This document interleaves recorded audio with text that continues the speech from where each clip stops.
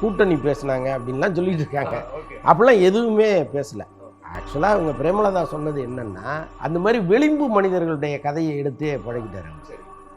நீங்கள் நல்லா பார்த்தீங்கன்னா அவருக்கு ஒரே ஆச்சரியம், என்னடா இவ்வளோ பேர் நிற்கிறாங்க, 20 வருஷமா 30 வருஷமா பத்திரிகை ஃபீல்டில் இருக்கிறவங்க, நம்ம நேற்று வந்தோம் திடீர்னு நம்மகிட்ட வந்துட்டாருன்ட்டு.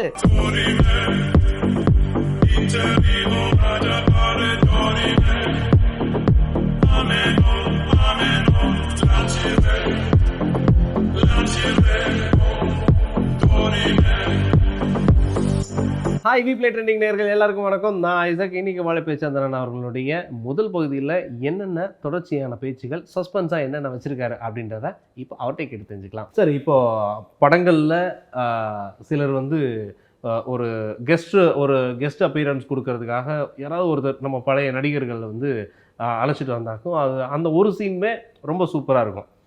அது வந்து நம்ம கொஞ்சம் முன்னாடி போய் பேசுவோமே. இப்போ சிவாஜி ஐயா வர்றாரு, அதில் வந்து ஒரே ஒரு சீன் மட்டும் வந்திருப்பார். ஸோ அது வந்து ரொம்ப நம்ம வியக்கத்தகுந்த மாதிரி இருக்கும். அந்த மொத்த சீன் வந்து படம் ஃபுல்லாக அவர் நடித்ததுக்கு சமமாக இருக்கும். பட் இப்போ நான் எதை பற்றி பேச வரேன் அப்படின்னா, கோட் படத்தில் பார்த்தீங்கன்னா மறைந்த கேப்டன் அவர்களுடைய ஒரு ஏஐ தொழில்நுட்பத்தை பயன்படுத்தி அவரை உள்ளே கொண்டு வராங்க. இதுக்கான அனுமதியை வாங்கிறதுக்கான விஷயங்களும் ஒப்புதல் கொடுத்துட்டாங்க அந்த நம்ம கேப்டன் ஐயா குடும்பத்தினர். இப்போ அவங்க போய் மரியாதை நிமித்தமாக சந்திச்சிருக்காரு. அங்கே என்ன நடந்திருக்கும்? இல்லை, அங்கே வெளியில் ஊடகங்கள் சொல்கிறது என்னென்னா, அவங்க அரசியல் பேசுனாங்க, கூட்டணி பேசுனாங்க அப்படின்லாம் சொல்லிட்டு இருக்காங்க. ஓகே, அப்படிலாம் எதுவுமே பேசலை. ஓகே. ஆக்சுவலாக அவங்க பிரேமலதா சொன்னது என்னென்னா, விஜய் வந்து என்கிட்ட வந்து அனுமதி கேட்டார்னா கொடுப்பேன் அப்படின்னு அவங்க சொல்லியிருந்தாங்க. ஆக்சுவலாக அவங்க எதிர்பார்ப்பு முழுக்க விஜய் நம்ம வீடு தேடி வரணும், விஜய் வந்து இந்த அனுமதியை கேட்கணும்.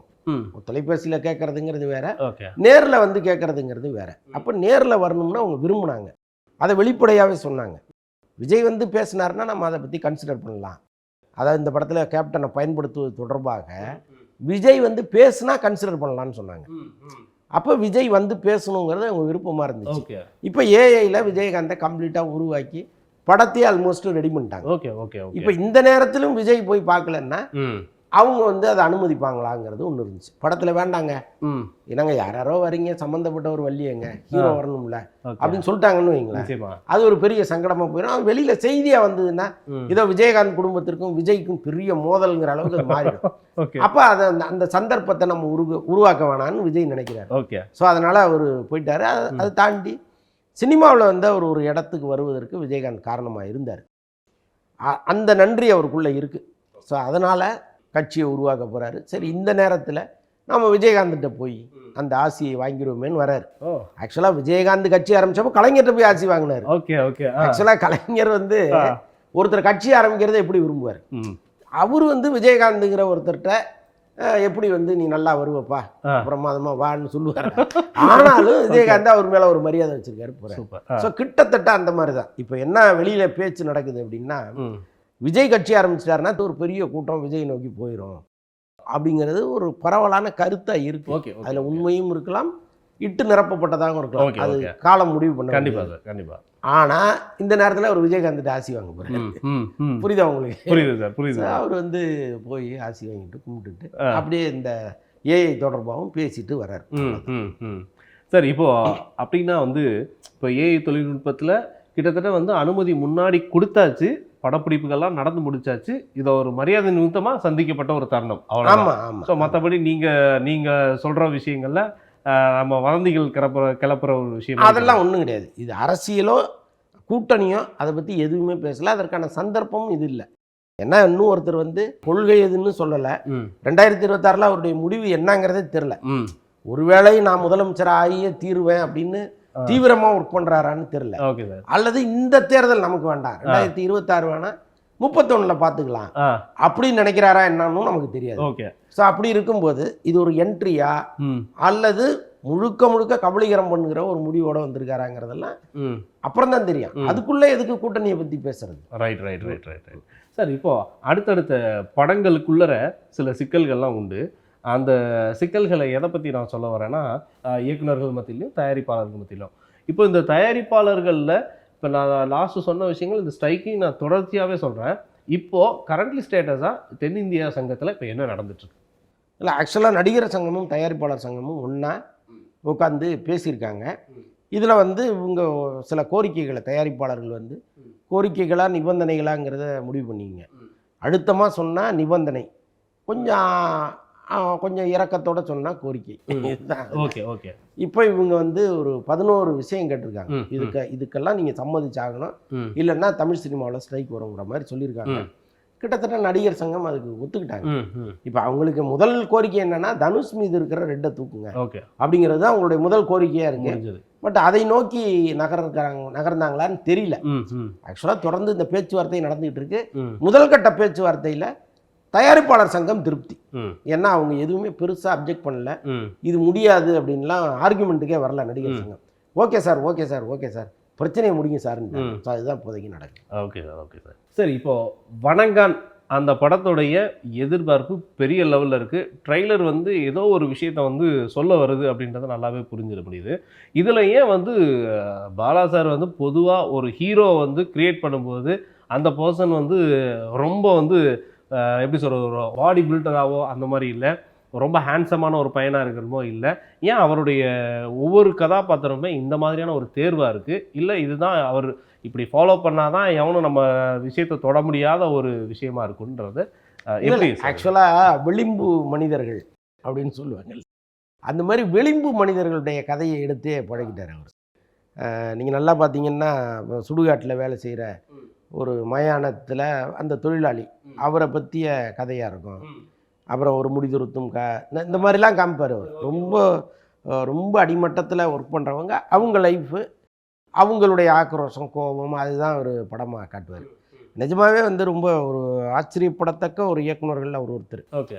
எப்படின்னா இப்போ எல்லா படங்களுமே சாமி படத்தில் அப்படியே சூடத்தை காமிச்சு சாம்பிராணியை போட்டு தான் ஸ்டார்ட் பண்ணுவாங்க. இல்லைன்னா அந்த முதல் வார்த்தையை ரொம்ப சென்டிமெண்ட்டாக எல்லாரும் நல்லா இருக்கணும் அப்படின்னு ஆரம்பிப்பாங்க, சக்ஸஸ் அப்படின்னு ஆரம்பிப்பாங்க. ஆனால் முதல்ல எருமை மாட்டை காமிச்சு ஆரம்பிச்சவர் அவர் தான். ஒரு படத்தில் பார்த்தீங்கன்னா ஃபுல்லாக எருமை மாடாக இருக்கும், அப்படி ஓப்பன் பண்ணால் ஃபுல்லாக எருமை மாடாக இருக்கும். அப்படி வந்து இந்த சென்டிமெண்ட்லாம் அடித்து காலி பண்ணவர் பாலா.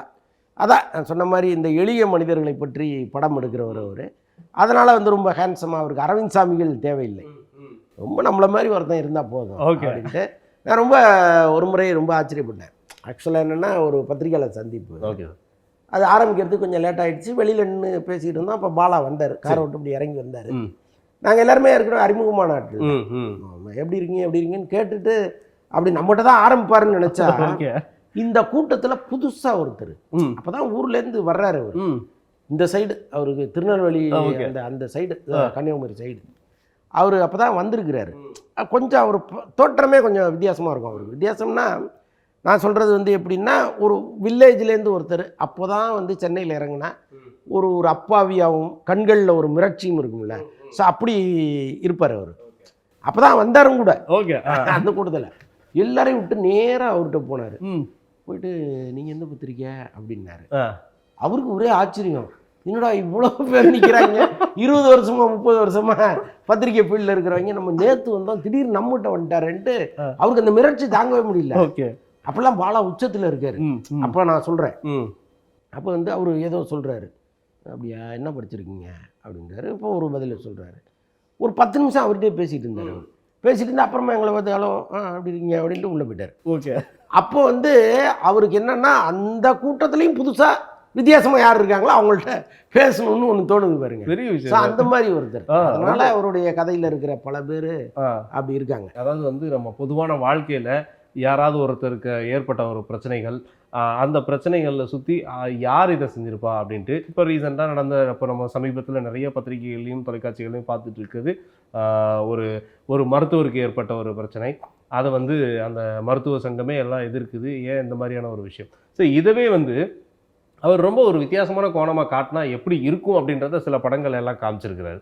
ஸோ இதெல்லாம் எப்படி சார் ஒரு உண்மைத்தன்மையை இவர் புரிஞ்சு அதுக்கப்புறம் எடுக்கிற விஷயமா, இல்லை இந்த கற்பனைக்கு உள்ள கதையை மட்டும்தான் தேர்ந்தெடுக்கிறாரா? இல்லை, அவர் பெரும்பாலும் வந்து ஒரு யதார்த்தமான படங்களை தான் எடுப்பார்.